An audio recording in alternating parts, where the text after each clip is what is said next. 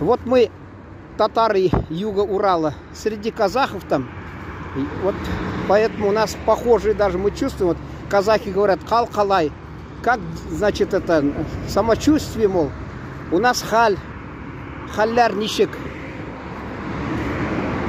и эшлярыгыз нишек. Эшлярыгыз, эш это работа, эшлярыгыз, не говорят эшигыз, а эшлярыгыз, как ваши дела, дескать. Яхши, яхши, и все это много, даже у русских писателей, у того же Куприна и других, есть там яхши, яхши, вошло это уже. Многие русские могут даже знать, не то, что там запоминать. А можно рахмет, айбет. Айбет, значит, хорошо. Тут важно выбрать даже не то, которое правильно. Меня могут что-то поправить, вот так неверно. Я уроки вел татарского языка в газете русскоязычной.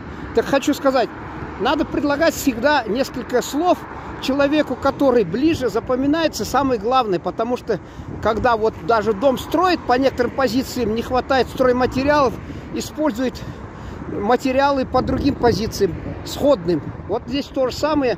Важно человеку запомнить хоть одно слово из-за разряда, там несколько слов, они похожи, синонимы. И вот то, что которое ему ближе, легче, вот он запомнит, и потом можно употреблять. И никакой беды в этом нет. В английском языке там есть тоже масса всего, и каждый раз новый придумывает вот такой вариант, а на мой взгляд самые простые, несколько слов надо запоминать, и все. Ну, вошедший в анекдот с узакка килдыгызмы. Теща, например, мама, вы надолго приехали? Спрашивает зять. А она отвечает, пока не надоем. Зять тогда отвечает, мама, неужели вы чаю-то не попьете? Так вот, приезжают у нас у татар тоже, ну, это анекдот у татар не используется, но все равно шутить-то можно. Значит, узакка килдыгызмы. Надолго ли вы приехали?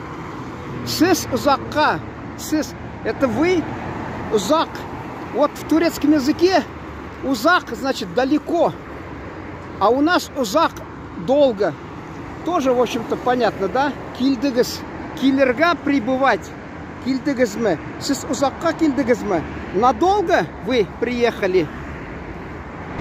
Так, ну все, у меня вариант там 3-минутный. Встретимся.